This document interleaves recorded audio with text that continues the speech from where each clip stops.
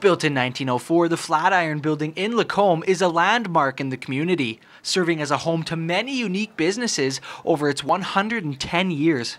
After it was the Merchants Bank of Canada, it was actually absorbed by the Bank of Montreal, and it was actually an operating bank until 1967.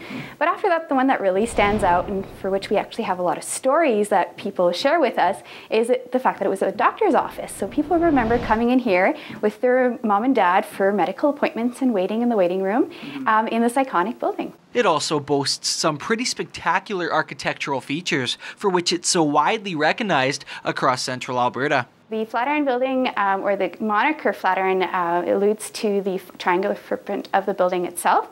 And so you'll hear the word Flatiron used for buildings all across the world. One that's very famous is the Fuller Building in New York City.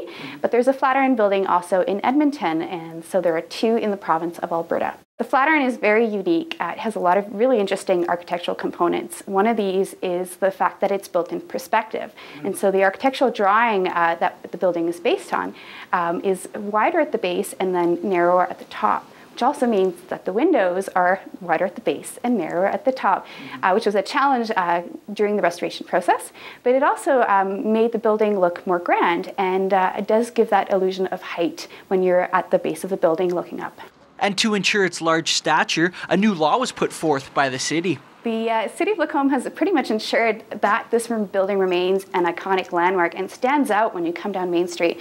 And one of the rules in place currently is the fact that no building within 100 meters of the Flatiron Building could be taller. And so it will always stand out as long as that bylaw is in place. Not only did these architectural features look good, but the materials used to build the Flatiron played a major role in preserving its structure to this day. This building was built in 1904, and at the time there were just a few brick buildings in the downtown core of Lacombe, and all the other buildings around this one here were built in wood. And so in 1906, just 2 years after this building was built, there was a devastating fire that started in one end of this block.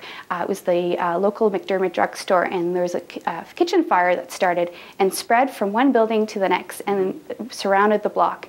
Essentially, it was so devastating that every building burnt down around this one here. And so this would have been the only building left standing in this triangular block.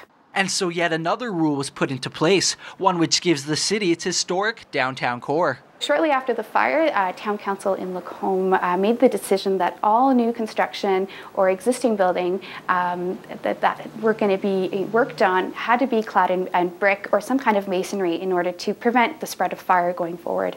And in a couple of months' time, the city will celebrate in front of the building that had a hand in starting it all. We were recently voted Canada's Greatest Places, and this building is largely one of the reasons for that. The fact that it really helped shape the architectural history of our city today. The fact that we had these laws come into place essentially because this building was a primary example of good construction. It led an example for how other new buildings should be built in the community. And so essentially the whole city of Lacombe rose from the ashes and became this beautiful place and is today probably the most intact Edwardian city centre that you'll find. For Go Central, I'm Kyle Polanski.